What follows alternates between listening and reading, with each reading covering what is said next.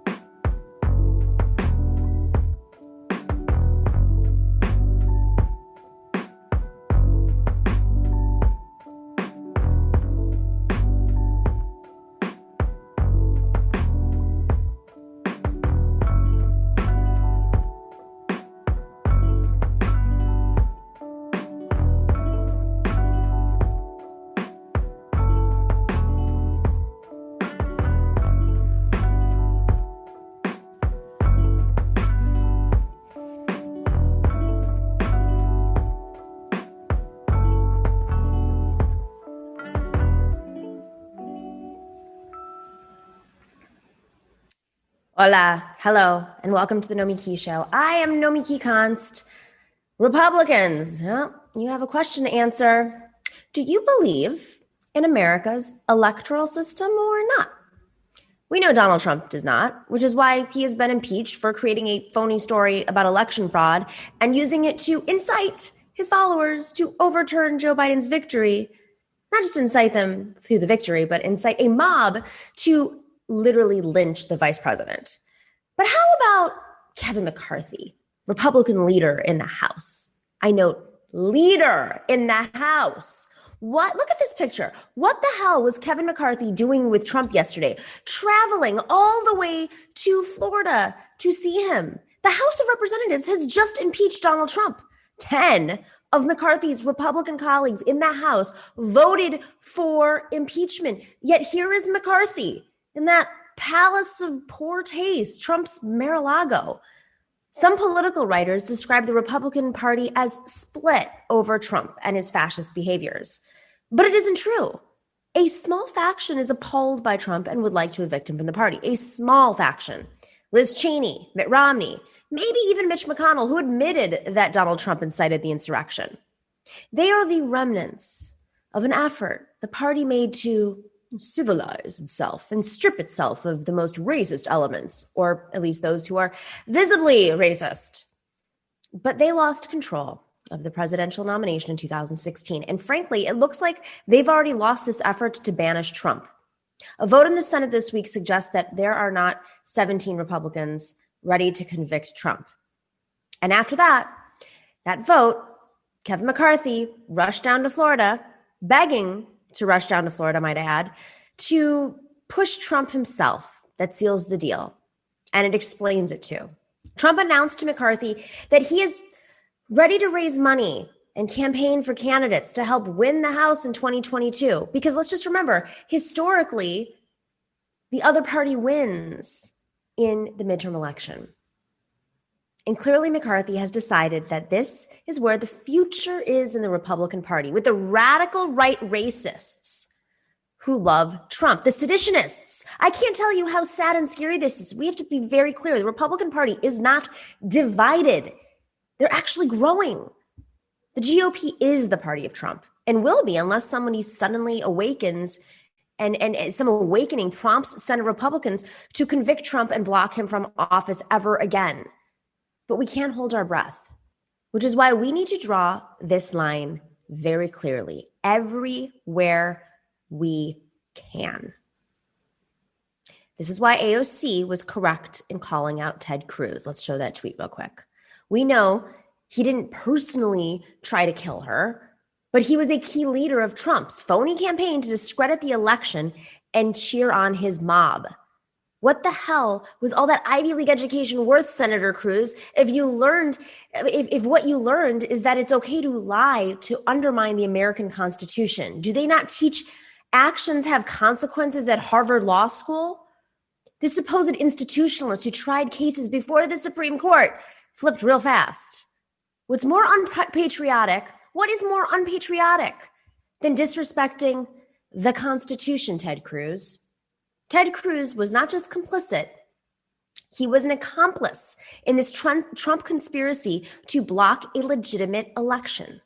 For a brief moment after the Capitol was ransacked, it looked like maybe the Republican Party may have had enough. It was too embarrassing for them. But those 10 Republican House members voted for impeachment, and McConnell left the door ajar for Republican senators to convict Trump as well. But it looks like that moment has passed. McCarthy's visit to Mar-a-Lago says the institution of the Republican Party has embraced former President Trump and wants everything that he can do for them because they're dependent on that mob to get reelected in 2 years. The chair of the Republican Party said the same thing this week.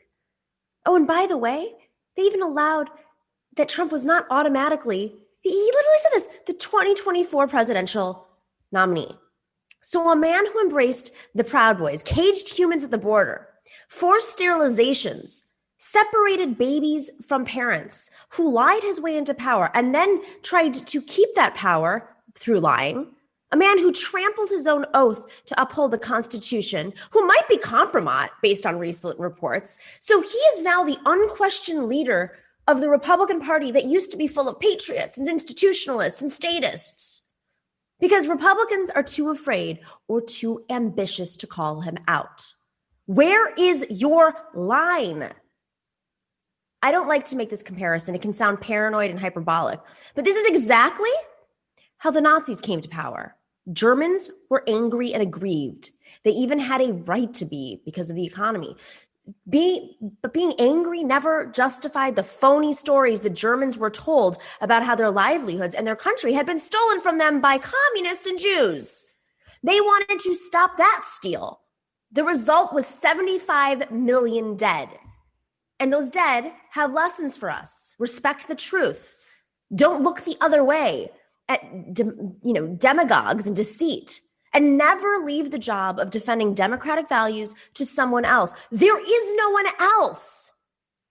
There certainly isn't the Republican Party to defend the system anymore. The party of Reagan, racist as they were, there are at least lines drawn. So good for AOC for calling out Ted Cruz. And good for Nancy Pelosi for calling out McCarthy and his Republican cohorts for not doing something about Marjorie Taylor Greene. But she is low-hanging fruit. Let's make that very clear. They can let her go. How about calling out McCarthy for embracing Trump?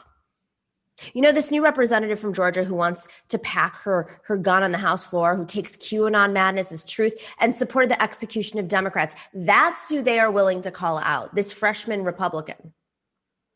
But if that's not over the line, then what is? The Republican leadership gave Marjorie Taylor Greene her committee assignment. This woman who accused a teenage survivor of the Parkland High School shooting massacre of conspiring with George Soros, you know what that means, to take away her gun. She was placed on the education committee. Someone who went after students for fighting back against a mass shooting, who put in horrifying tropes, anti-Semitic tropes. She was put on the education committee. I am serious. Complicity, it comes in many colors. Colluding with those who undermine our electoral system fuels them. That is why Jimmy Dore and Joe Rogan are so dangerous. Having Alex Jones on isn't being open-minded. Having the Bugaloo Boys on and saying, oh, I agree with a couple of things is not open-minded. It is enabling the enemies of truth, actual truth, and the opponents of democratic freedoms. And Spotify handing over hundreds of millions of dollars to someone who is complicit deserves calling out. Those are accomplices, and they need to be held to account.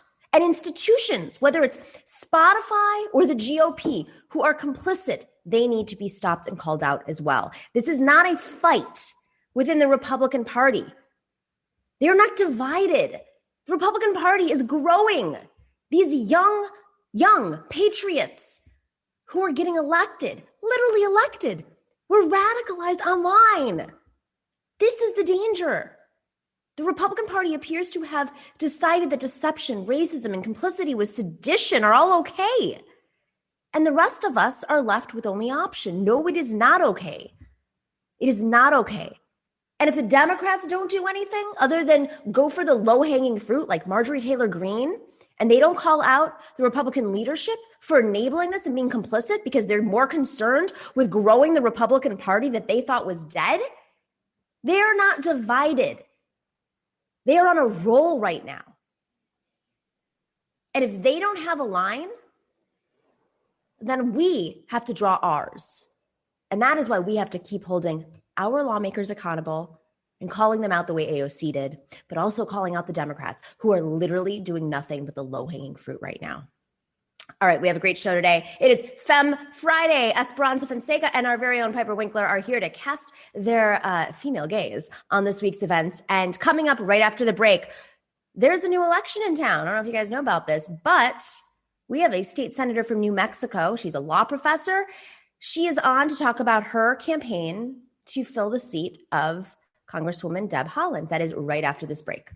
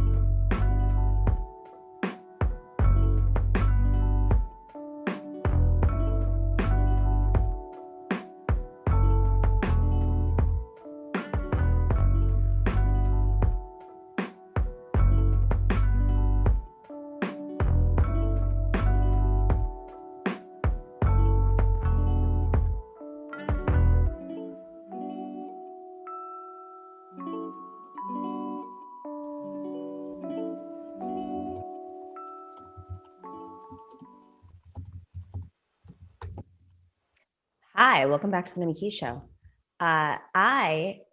This is that like, you know, promotion time that I have to do. Every single podcast host is forced to do this unless they just, fund their own podcast or some just gross money. I'm kidding. Some big money is coming in. This is the time, you guys. We are building and growing the show. We're going to have some special announcements coming in a few weeks. I'll give you a little bit of a teaser. We're going to launch something new on this channel. Ooh, what? Shocker. But this is why I have to make my pitch to you guys, because our patrons are what fuel the show. We are growing on YouTube. We're growing on Twitch. Thank you to everybody on Twitch right now. But it is the patrons at in our community that are keeping us alive. So if you have the change to spare, if you made bank on that GameStop deal, this is the show for you, because we have done about 25 segments now on GameStop. But join us at patreon.com/The Nomiki Show. I definitely want to give you guys a plug for the book club, because this is our first month of the book club and it has been a great success. We have massaged some kinks out. We started off with Thomas Paine and the Promise of America. And I was just told it is Thomas Paine's birthday today. So in honor of Thomas Paine's legacy, and Professor Harvey K., who had to text me, he's the author of Thomas Paine and the Promise of America. He texted me that not only was it Thomas Paine's birthday this week, it is also FDR's birthday and my birthday. Just gonna throw that out there. Be among the greats, support all the greats. But if you joined us on the book club, then you now have access to 2 conversations with Professor Harvey K. One is an extensive overview of Thomas Paine's life. The book is fascinating because he splits the book in 2 parts. One is about his life, Thomas Paine, how he became a revolutionary, how he inspired the revolutionary, just the revolution in the United States. So it wasn't the United States, it was America then. How he'd only been here for 2 years, how he had sort of been pushed out of society in the UK. And Benjamin Franklin said, you're a great mind, Thomas Paine. Come on over to America and be part of this growing revolution. And very quickly he did. And then the second part of the book discusses how Thomas Paine inspired many in different movements on the left, of course, but also the Republicans did so as well. They used some of his lessons and rhetoric, co-opted it, of course. That is our first book. Our second book is called The Plunket of Tammany Hall. It's a quick and easy read. And we did a great podcast with Arun Chowdhury, who is one of our regulars on the show.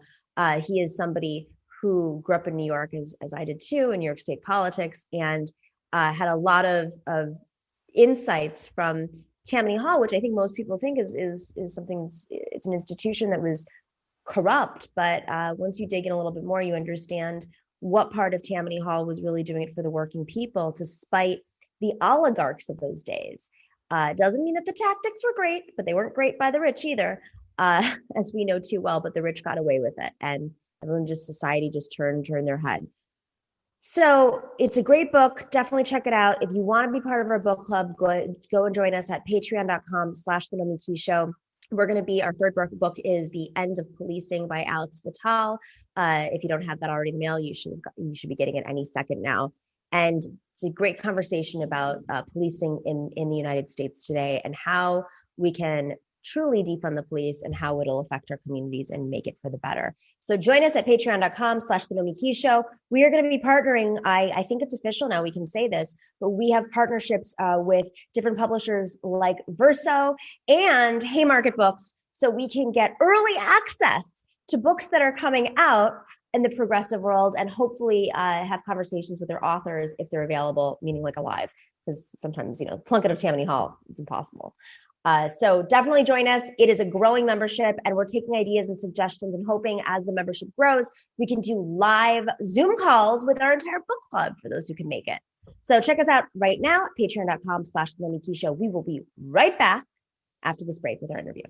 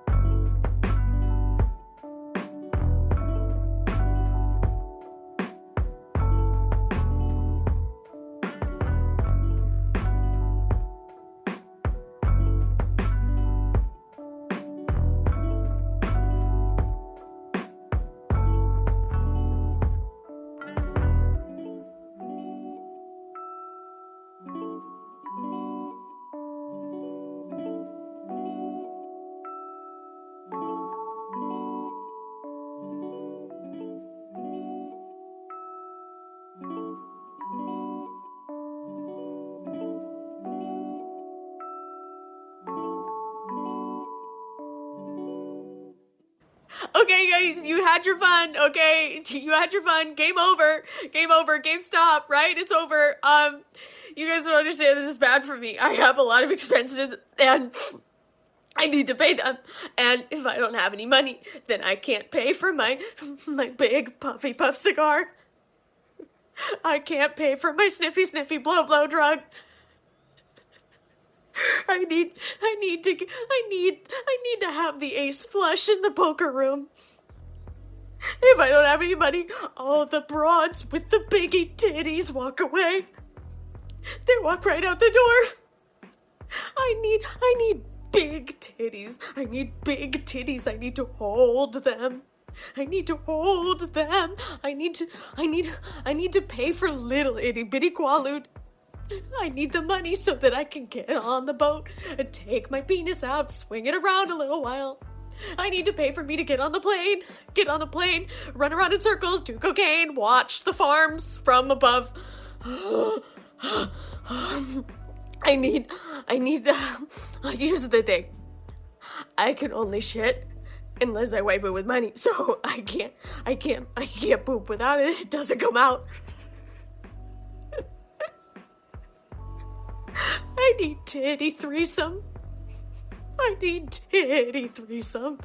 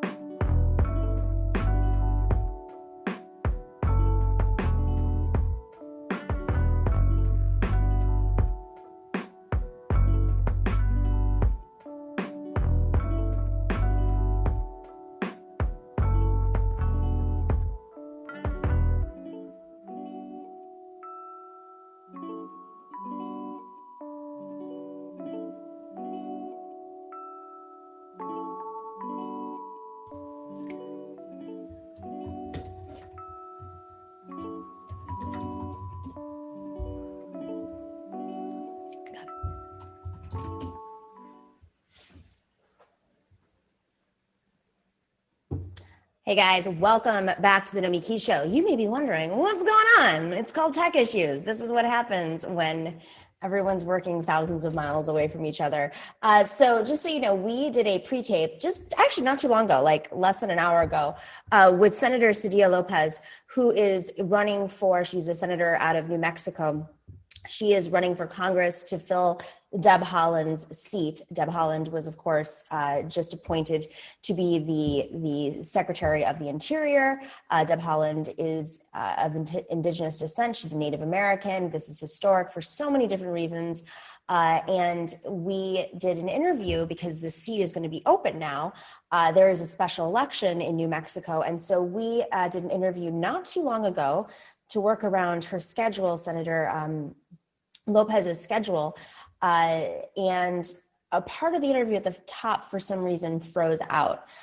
This is the technology that we're dealing with today. So what we're going to do is we're going to air this interview right now from the point that it froze, because there's still so much interesting conversation that she contributed. Let's air that right now. And hopefully we'll be able to fix this and post the complete interview, but I don't want you guys to lose this because she's such a great candidate. So I'm going to do a quick intro. That's the intro for it. And then let's just air it right now from the point it was frozen. And then the show goes on, because this is how it works. Dorsey, let's play that.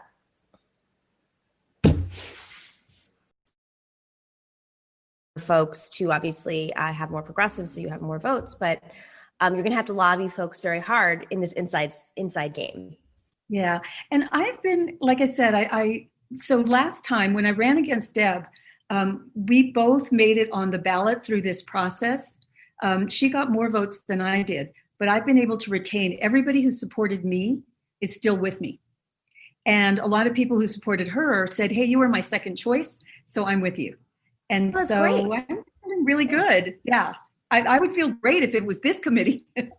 But we'll see. We'll see what happens. We're also, as I said, we're really recruiting a lot of progressives to run so that we can, so that we'll infiltrate the party, and also so that I can win.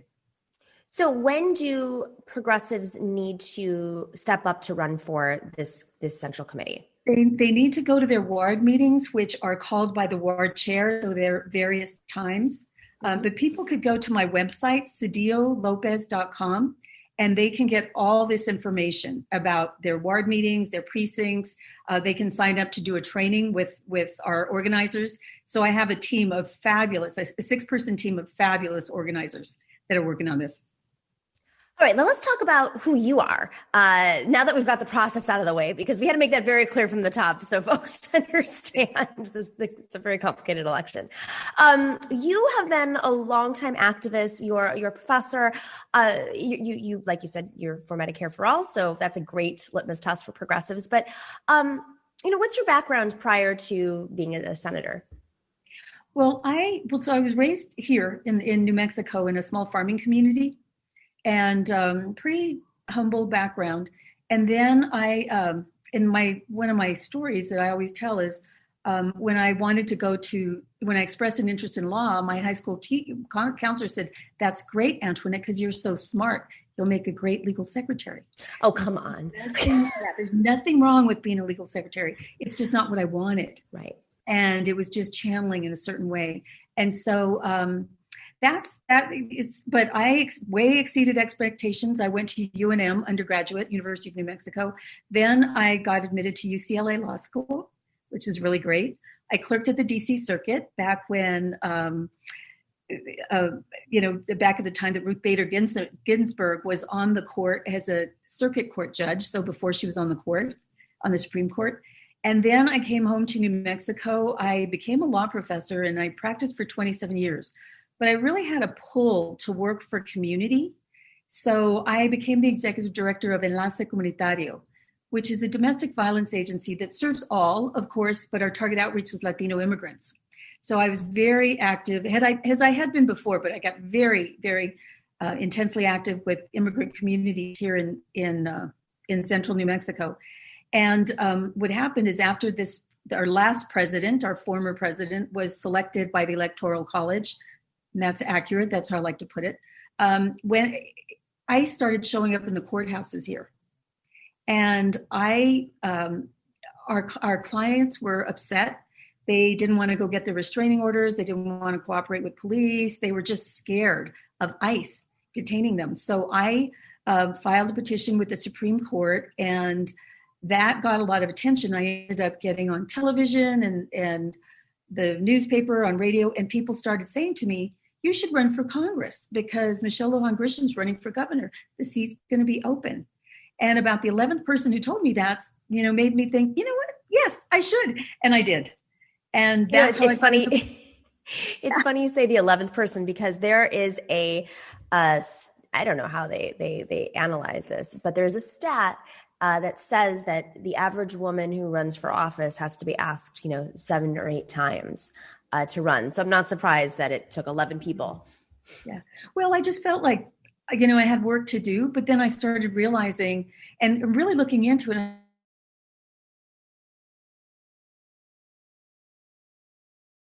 A powerful voice in Congress that really knows how much we need Medicare for all, universal single payer, how much we need a Green New Deal.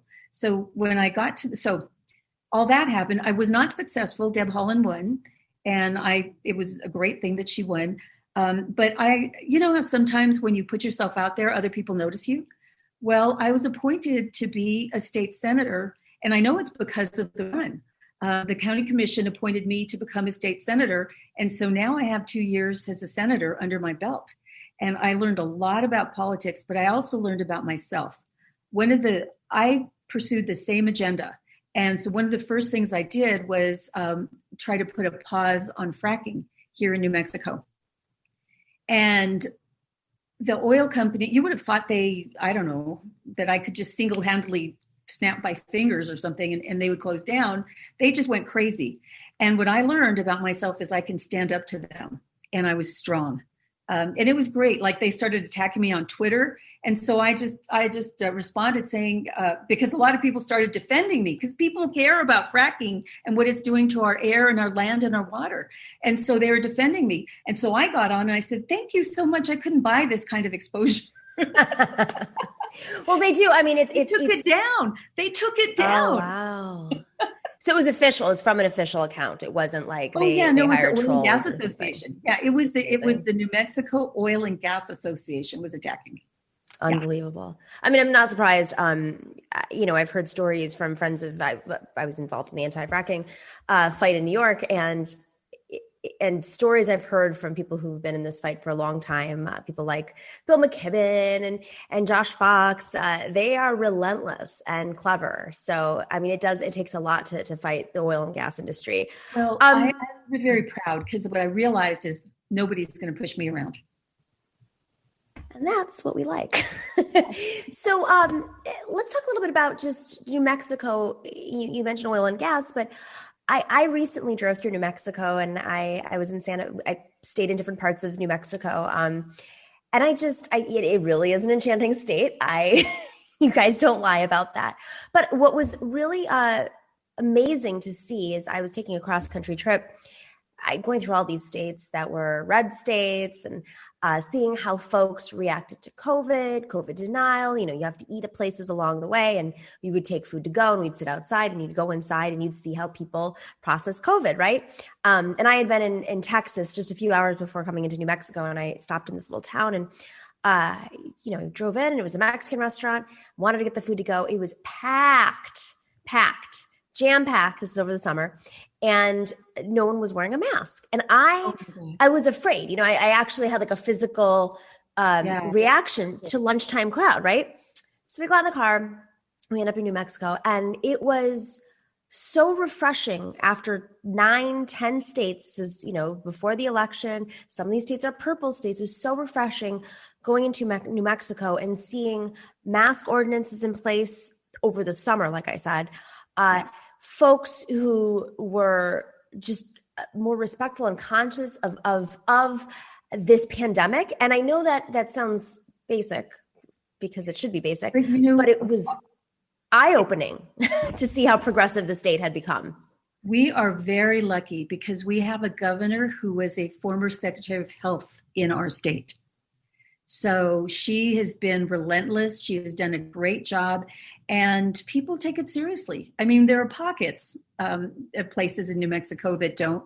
Little Texas is one of them, and I worry about them. We just found out that a Republican legislator has COVID, and apparently he was at a luncheon with other Republicans without wearing masks. He probably drove over the border to that one restaurant.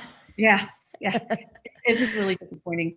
But I'm very pleased with our governor's response to it, and pleased we are a progressive state, and we do believe in science. And it really is. It's crazy. I was looking at the Cook score of your district, right?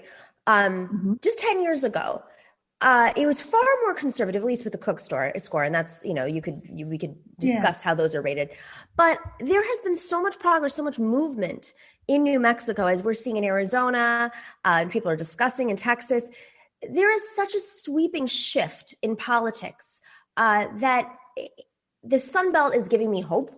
Hopefully, hope for this country. But how does that play out in your district, in your race? I mean, you will have to run against a Republican, but do they have a shot? I don't think so. We haven't had a Republican for quite a while. I think since Steve Schiff, which was 20 some years ago. It used to be more conservative, but we have a lot of young people, a lot of people of color. We have a lot of organizations, grassroots organizations that are they've changed the face, I think, and that's really important.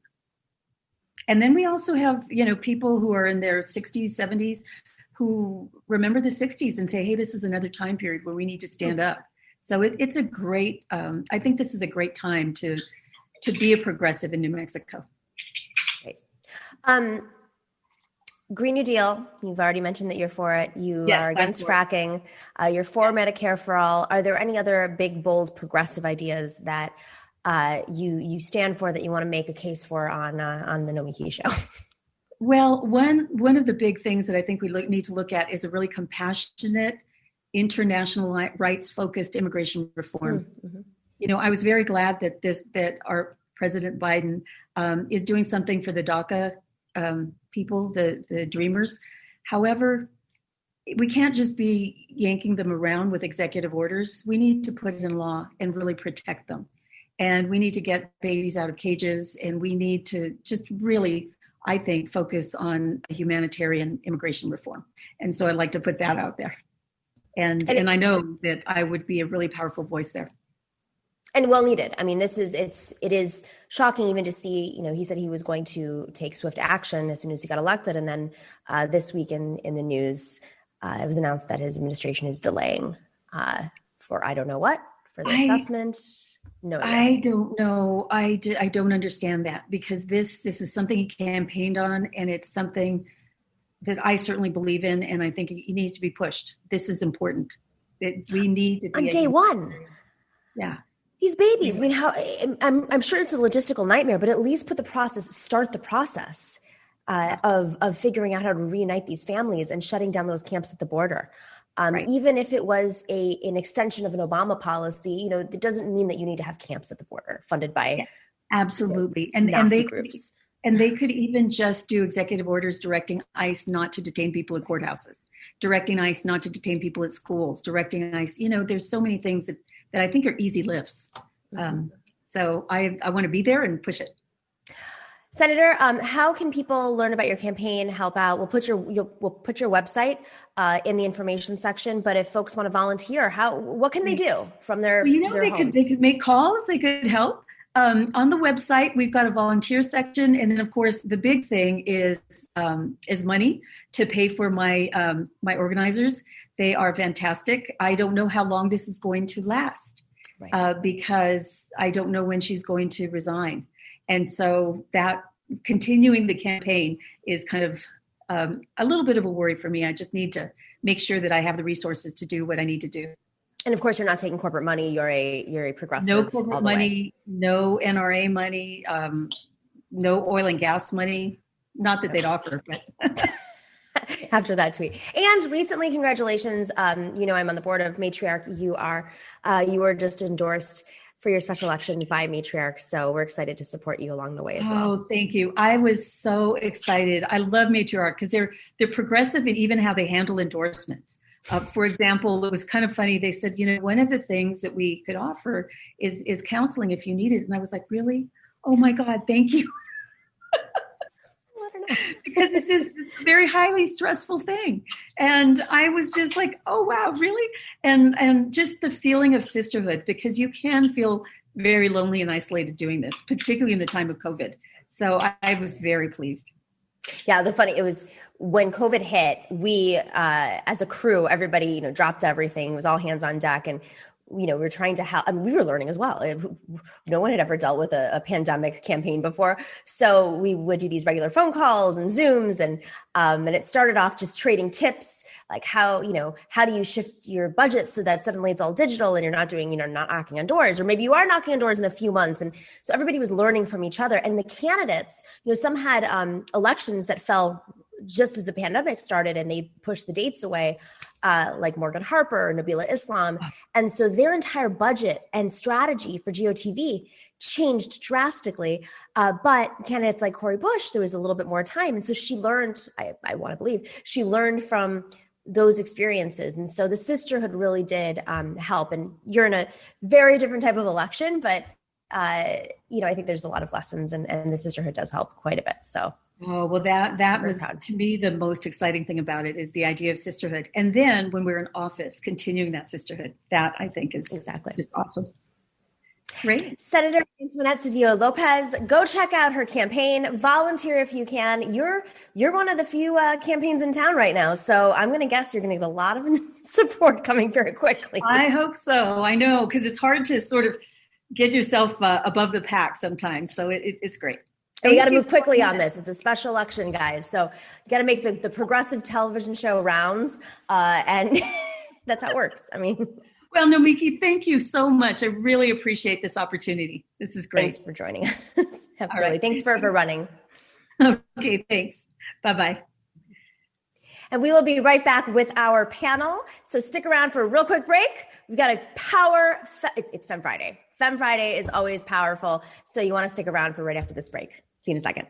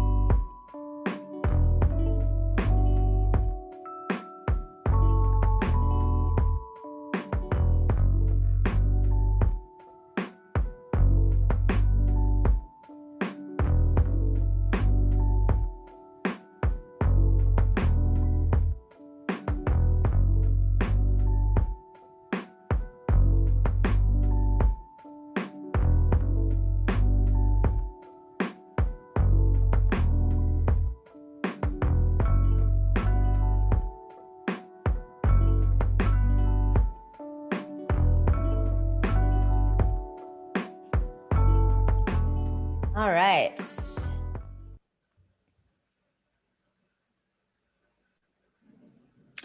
Welcome back to the Nomiki Show. I am excited. This is Fem Friday.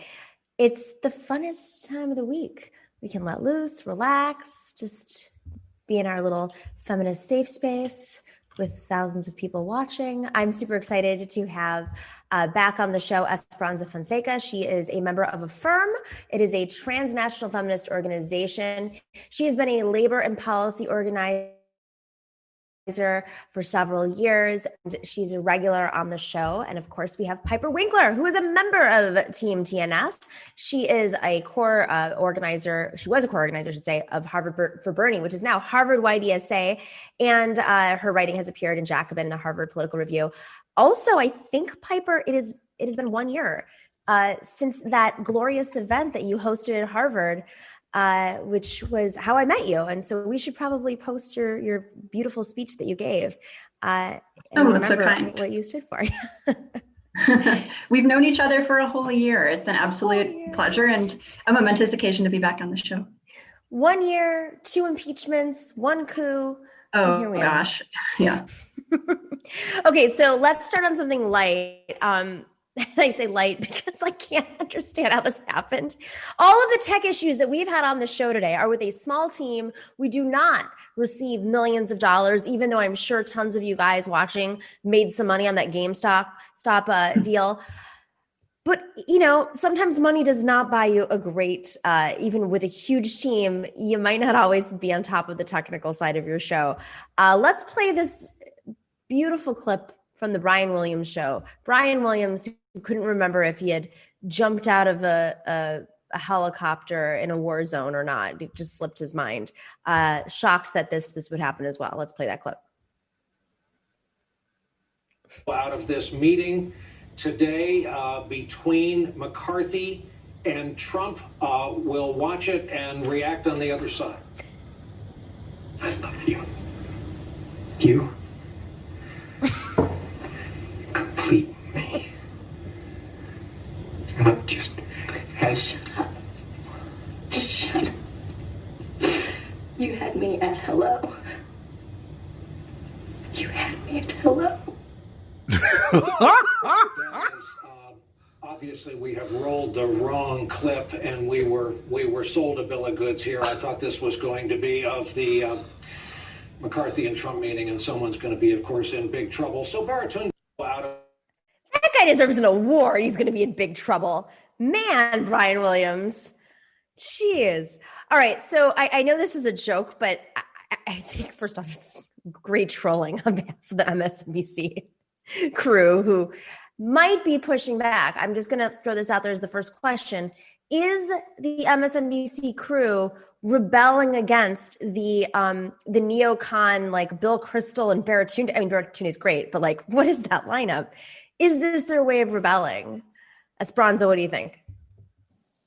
Yeah, I mean, I think it very well could be. I would hesitate from using the word rebellion because that signifies some kind of like organized action. But I think, in the past several months, I mean, we've just seen so many hilarious incidents that just look like bloopers that I think really show the spectacle of democracy in our country. I mean, that was hilarious, right?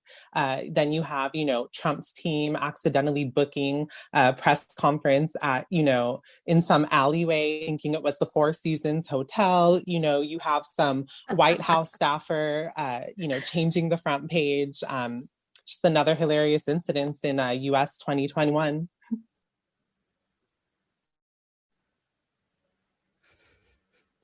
Pepper, what are your thoughts? Is this the kind of between GameStop and this? Is this the kind of organized? I'm so sorry. You cut out for just a second. But if I'm being asked to respond, how does it tie to GameStop? What did you say? Is this the kind of new organizing we have to do to take on the big media complex and Wall Street and political? Gotcha. Yeah, I mean, I think that GameStop is a really interesting case because it highlights the fact that, a lot of people are understanding possible opportunities to point out flaws in the capitalist system that, have been apparent to a lot of us for a really long time. People are understanding, I wouldn't say that what's happening around GameStop particularly is organizing, but I think there is an opportunity to have a conversation with people, to say that, swooping in to save the banks, which is what Elizabeth Warren is kind of suggesting right now on Twitter, is probably not the move that's going to appeal to a lot of people who are investing and are now seeing that, their ability to invest more or get that money back is being lost. So I don't think it's a left movement in and of itself, obviously, because, we're not talking about really redistributing money in a way that has to do with the just system. But it does seem like a good opportunity to point out injustice. And so I think that can be a productive conversation. And it changes the conversation. I mean, I think that's what's so illuminating about this is through the GameStop conversation, people learn how the markets work. For those majority of Americans who do not trade in the markets, let's just reiterate that. They learn just how ridiculous these markets work. As we played that clip from our friend Kylie Brakeman, who illustrated how ridiculous it is. Let's play this clip because there's a lot of ridiculousness out there, and I feel like sometimes you have like very legitimate media and press secretaries, as we said, who just sort of report on it or think that it's like the norm, partly because of Trump. And I think this really started to rise up during the Tea Party when they became, an actual electoral force. So I want to play this clip of Jen Psaki, who's the new press secretary, who just is not having it. And thank God, if I can throw that at her, I'm sure we'll have other opportunities to criticize her, but thank God she's not having it. Let's play this clip. Conveyed that is because we don't want to elevate conspiracy theories further in the briefing room. So I'm going to leave it at that, and we'll leave decisions about committees to members of Congress, and we've certainly seen Speaker Pelosi speak to that. I gotta say, I'm digging this. I have not always been her biggest fan, but she's just like, no bullshit zone. This is my zone. You get out. You want to bring in Marjorie Taylor Greene and her bullshit conspiracy theories? You go do that down the hall in the Congress or down the street. Esperanza, I mean, I'm hoping this is how the administration rolls moving forward, but it feels like this is her way of like slightly deplatforming, because that role really does deliver the news of the day. I mean, so much news comes out of that briefing room, and I'm hoping that the Biden administration gets a sense of how powerful they are as messengers in dictating the conversation. What's your thought? Do you think that the conspiracy theories are going to go away now that they don't have a place in the White House? Hopefully. Yeah. I mean, I actually, I always love seeing, a strong woman be able to shut down a conversation that just isn't going anywhere or something. But I also would caution against thinking that, a change in the occupant of the White House necessarily means a change in what we're seeing throughout America. I think that, a lot of these conspiracy theories, there's a tendency to just want to blame them on one person, and that one person is Trump. But I think we're going to see a rise in them because crises are becoming more recurrent, and no one is really offering a strong explanation for what's happening. On top of that, you see corruption in both parties. What she said today was great, but at the same time, I mean, what's happening right now, with Biden's cabinet members being tied up in, this whole stock incident and everything, I think just really unveils corruption that's present in both parties. And neither of those parties is going to be able to stop conspiracy theories that they're helping to cause. I mean, at the top of the show, we talked about in the open how if you're not willing to, if there's no line, right? If the Republican Party has no line, and then you don't have Democrats calling out the Republicans who aren't calling out their members. I mean, it's easy for Democrats to call out Marjorie Taylor Greene like Pelosi did and like Psaki did, but how easy is it for them to call out Kevin McCarthy for going down to Florida and to Mar-a-Lago and cozying up to Trump? Piper, I mean, I think Esperanza makes a great point. Like, we also have our part in, as progressives, need to pressure the Democrats, and the Democrats need to do something. Oh my gosh, of course. I think this is a really good point too. Not only should Taylor Greene be called out for promoting cruel, deeply disturbed conspiracy theories, but at the same time, again, talking about the things that are going on within the Democratic Party is also very important. I think, talking, for example, if we're on the subject of stocks, that Nancy Pelosi invested a ton in Tesla. I think got like Tesla calls, and then of course it's unveiled that Biden has a new program to support transition toward electric vehicles, et cetera. So there's a ton of corruption. And while, I want to separate the two things. Of course, we should talk specifically about making sure that the White House isn't elevating conspiracy theories that put people's lives in danger. And then, to respond to your question, I think at the same time, as leftists, we know how important it is to pressure the Democratic Party to do the right thing. Okay, so I want to shift gears a little bit because speaking of holding Democrats accountable and the media, my dear Governor Andrew Cuomo, has been on a book tour, just campaigning on how effective he has been in his own mind as the governor of New York during a pandemic. Just, I will say, like, Newsom is playing politics a little more. He's to fault for a lot, as we're very aware in California. But I don't feel like Newsom lives in a delusional world where he thinks that he solved COVID. I think that Andrew Cuomo literally thinks that COVID doesn't exist anymore, and he is responsible for ending it. So the Attorney General, just as a little background here before we post that clip, the Attorney General of New York is Letitia James. She was previously the public advocate of New York City, and prior to that, she was in the city council. She notably joined up with, was endorsed by Cuomo when she ran for Attorney General in a very contested primary with Sean Patrick Maloney and oh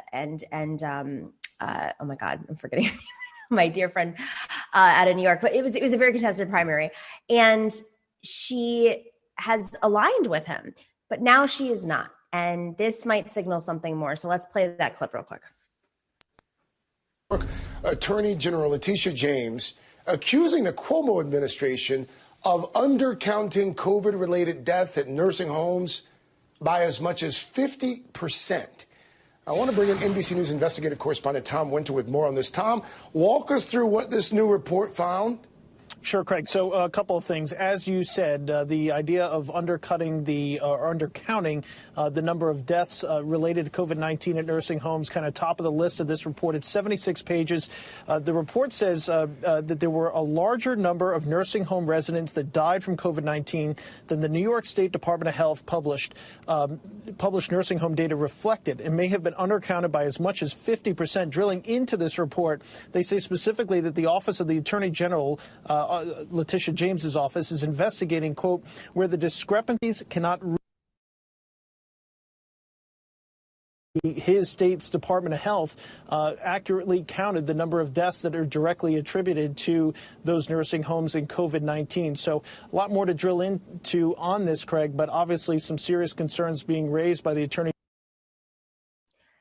This story has been getting attention in the New York press, but I mean, maybe it's just because you have a Democrat who's in office, and he's called, just for folks to know who are not from New York, Governor Cuomo, while he may have his father's name, who was definitely more progressive, Governor Cuomo has ostensibly been running and acting as if he is a New York Republican for many years. He created this little alliance called the Independent Democratic Conference, which was 8 Democrats who got elected in Democratic districts, but decided to literally caucus with the Republicans, got bigger offices, extra perks for their offices, and as a result, held up the state Senate of New York so that New York didn't have a supermajority and it wasn't fully Democratic. So anytime something didn't pass, Governor Cuomo didn't have to look like he was a Republican. He just blames it on these senators. Now, they've been voted out. There was a big organized effort to vote them out. And so suddenly Governor Cuomo is in a position where the only way he can pretend to be a progressive is just by saying it over and over. This story, even though it's got a ton of play, it's not permeating. And I personally think it's because Democrats haven't been willing to call him out outside of New York State. This is huge for an attorney general, not just to push back against him and launch an investigation, but she's one of his allies. Like, is this a sea change? I mean, do we think, number one, she's going to run for governor against him? What do we think is going to come out of this? Esperanza, you're in California, and I know you got your own issues, your own governor right now, but like, how do you see this kind of signaling responsibility? I mean, there's blood on his hands, essentially. Yeah, absolutely. I mean, I'm not sure how successful she will be. I hope her investigation does, turn something out. But I do think it's an important action because, this isn't just about New York or one state. I mean, since the start of our pandemics, in a very real way, long-term care homes, nursing homes, really became what some describe to be death camps, right? I mean, these are some of the most vulnerable people in our society. We should be caring for our elders who, literally raised us and took care of us. And instead, we really just sort of sacrifice them. Although I do think, individuals need to be held accountable. I mean, Cuomo does have blood on his hands. This trend, in our healthcare system, in our hospital system, it's been happening for decades now. So when this pandemic started, even if you had someone who had the best intentions, who was a competent, politician who could manage it, the way that our system has been set up was going to result in mass death.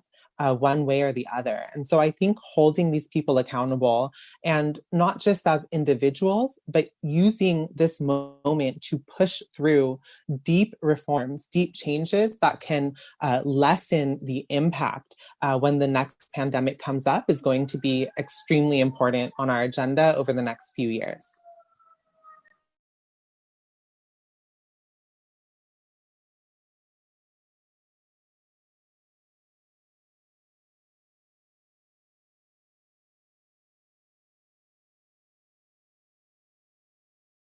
Hi, everybody. This is Dorsey. I think we might have lost Nomiki. We're going to go to a break real quick, and we'll see if we can bring her back. Sorry about that. Hold, please.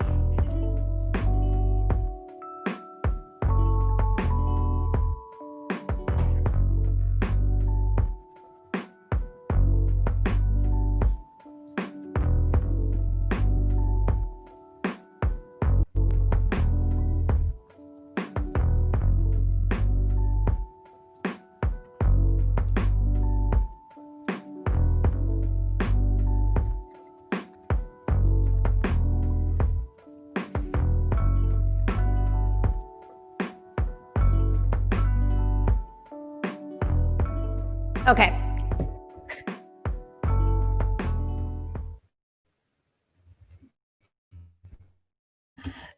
Man, okay. I was just texted by a dear friend. Mercury is in retrograde, and I didn't know if I believed it, but now I do. So thank you all. I just want to pick up where we are. Hopefully we can edit this in post. Piper, what are your thoughts? Esperanza, feel free to just chime in because my audio might get cut again. So go for it. Floor is yours. Yeah.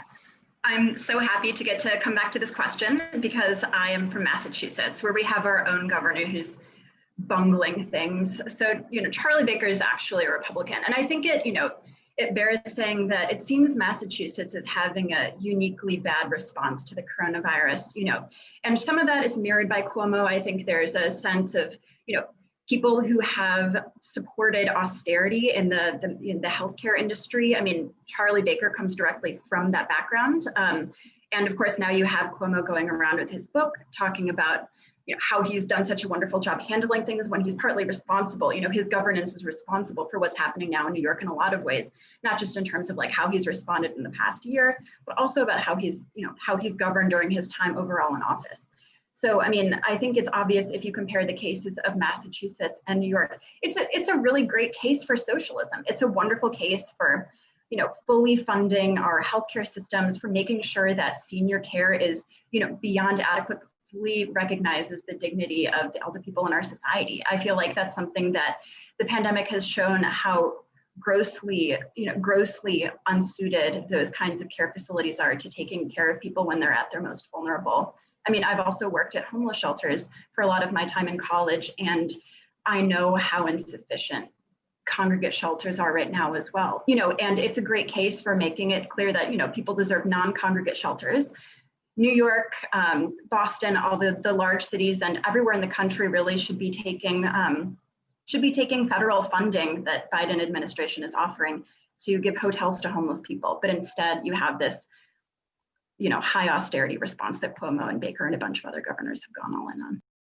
Well, and part of that is, I mean, in New York City, it's become such a New York Post, front page of the New York Post issue, because you have even Democrats who don't, not in your backyard. Nobody wants shelters in their, which doesn't make any sense because homeless are going to be everywhere in the city. So, yep. Yeah. So, I don't know how many people know this, but a few years ago, I myself was homeless, and I was told that there was a 12-month wait list for all the shelters in 3 counties. And that's if you're single, right? If you have a family, it's a 6 to 12-month wait list, right? So we know there's a huge crisis. The pandemic only made that worse. But, as an organizer, I think there's something that's so important to be said about this. Whether politicians, push policies of austerity or push policies that, take care of people and expand the social safety net is only based on one thing, and that is class struggle, right? Do we, as the working class, are we organized in a way that allows us to exert our power to influence the direction of the country? Or are we disorganized and are we atomized so that the people who profit off of crisis are able to push the country in their direction, which means more austerity for us and more profit for them? And so I think this moment shows if you're not organized, if you're not part of an organization, now is the time to do so, because crises are not going away, but we can help prevent this from happening again in the future if we get organized. 100%. And, one of the things that we've been highlighting in the show lately is specifically that the funding that has been given to the public, is specifically going to those who don't need it. And it's not just business aid, it's folks who do not need the $2,000 checks. And this economy has only gotten better for those who are invested in Wall Street and who receive those PPP loans, and only gotten worse and has only exacerbated the income inequality. So thank you guys so much. Thanks for your patience with my Wi-Fi issues that have jumped in, or Zoom issues. I don't even know. have jumped in halfway through the show. Always grateful to have you on the show. Definitely check us out. You guys are regulars now, so we love to have you on anytime. I'm going to do some quick shout outs before they freeze me up again. You know, who knows maybe it's Janet Napolitano. She's on the board of Zoom now. So maybe she's just like, shut that lady up. Shut her up right now. All right. Lots of love to our super chat. If I do cut out, I promise I'll get these out on Tuesday. But Prairie Fire Kowalski from Nebraska sends his love, and Rylan N as well. When are you having Cyber Demon 538 on again? Andrea, oh, that's a great idea. I think we are scheduling her right now. We schedule a little bit out in advance, which is great. TWZ, PRZ, that's a lot of Z's and R's and P's, sends their love. Thank you so much. And Before the Cause says, do we need some kind of lefty Lincoln project to encourage a Trump-led right-wing third party splintered from Republicans so they fragment and fail? You know, great question. If only the Lincoln Project was actually doing that. So, I mean, sometimes they are. Maybe not. I think they're so crazy that they get inspired by this stuff and they just think it's some sort of like mass media that's operating against them. Let me marinate on that a little bit more, because I do think that the Republican Party is not splintered. I think it's growing, as I said in the top of the show. So I'll think about it this weekend. And who else do we have in here? Kyler Asado says, would love to see someone progressive run for governor in Arizona, like Esperanza. I'm so sad she jumped out. That would have been great for her to respond to. I will ask her next time she's on. Huge thanks to all of our moderators today. It was a crazy day with technology. 2 different technological issues popped up at once, I think out of our control. So we'll just hopefully move through that. Thank you to Bob Choke and the Orb and Chuck Diesel on YouTube and Dorian Sapiens and A Difficult Truth on Twitch for keeping that chat room troll free. And of course, MIDI Docs and Mario Q for working those algorithms. We always appreciate that. And Harvey K, who's in that live chat.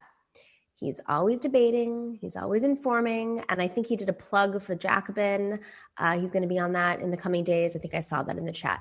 All right, everybody. Super grateful to you. We will see you on Tuesday, 3 p.m. Eastern, right here on Twitch and as well on YouTube. And to those who are in our podcast world, we are always grateful to you, especially the patrons. Take care. Have a great weekend.